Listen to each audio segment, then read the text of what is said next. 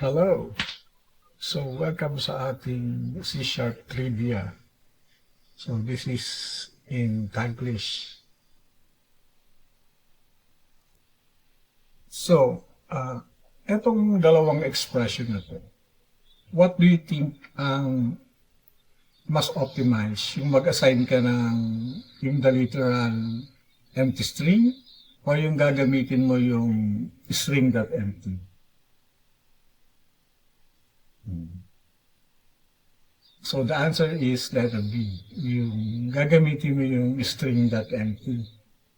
So bakit? Kasi kung titignan natin sa source code ng string.cs, dun sa source code na sa framework, yung string.empty is already cached. So ang ibig sabihin, yung string.empty nasa memory na siya prior to gamitin mo siya, di ba? So meron kasi tayo tinatawag na yung string interning. Pero, sasabihin ko sa inyo mamaya kung anong ibig sabihin nun.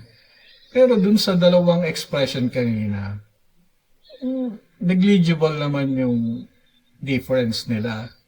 Pero, mas okay pa rin gamitin yung string.empty kasi readable tsaka slightly more optimized siya. So, ano yung string interning? So, eto lang yun. So, ang ibig sabihin lang is that yung mga string kasi is stored in the heap, di ba?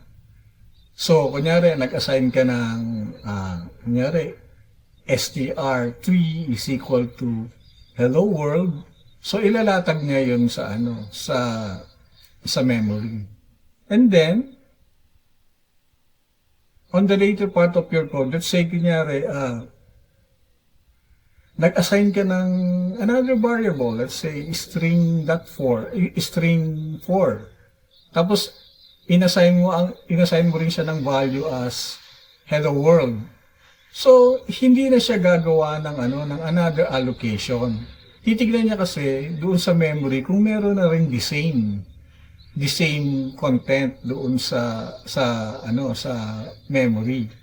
And then gagamitin na lang niya 'yon as reference. Ayun yung string interning. Okay? Dito naman, so paano natin i-optimize itong piece of code na to? Diba ito? Ang example na to is yung, diba, let's say, itong values na to, pwede siyang array of strings or list of strings, something like that. Ngayon, ang function natin is to, parang i-concatenate natin yung lahat ng values ito in one string, no? So, paano natin ito i-optimize? So, eto ba optimize or hindi? So, the optimized thing is ganito. So, we'll use the string function na concat. Kasi, it is an optimized function ng string kasi gumagamit siya ng unsafe code doon sa kanyang implementation. Unsafe code in which nagdidiretsa siya sa parang memory operation ang ginagamit niya using low-level string manipulation. So, paano yun? So, kung titignan natin kasi yung implementation ng concat, okay, sa string.cs, ang implementation niya ganito. So, ito yung tinawag na concat, no? Yung, let's say, tinawag natin yung array of strings. And then, ang mangyayari niyan, tatawagin niya yung isang function na concat array, in which eto yun. Okay? So, yung concat array na yun, wala pa dito yung wala pa dito yung low-level manipulation. So, dito sa fast allocate string, dito mangyayari yon. So, it means that, eto, tatawagin niya yung mga unsafe. This is actually unsafe, marked as unsafe because gumagamit na siya ng mga memory pointers instead of just, doing the usual na string operation. So, kaya, mas optimized gamitin yung string.concat. So, dito naman,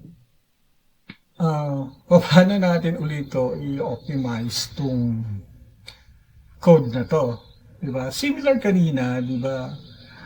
Ginamit natin yung string concat, diba? Pero, pwede ba natin gamitin dito?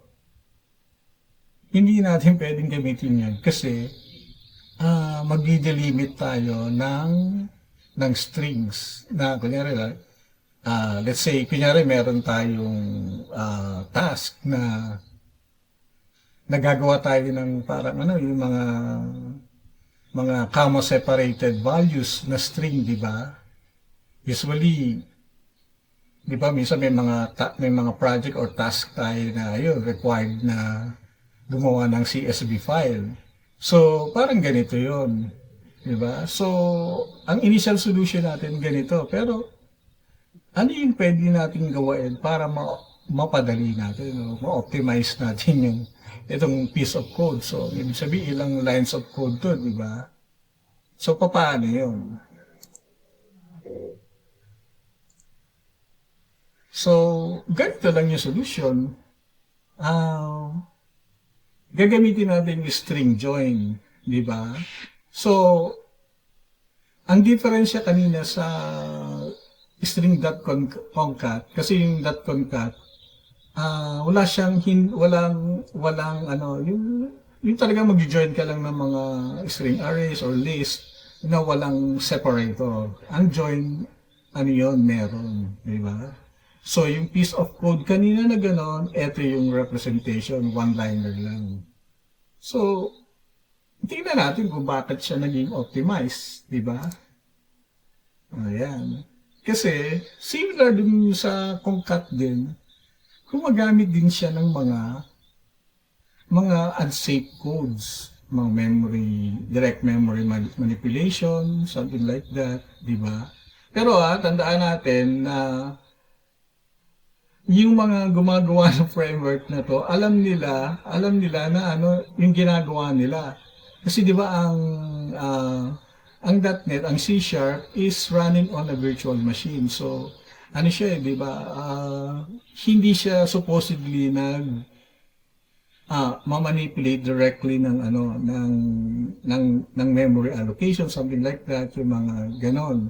Kasi naka-sandbox nga siya. So, pero yung implementation nito is, since mga framework developers to, alam nila yung ginagawa nila. So, tingnan natin yung loob ng yung function na to. So, yun. So,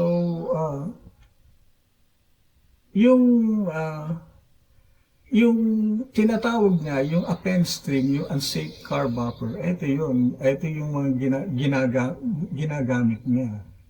Na, wala pa yung wala pa yung low-level function, pero dito sa unsafe car buffer,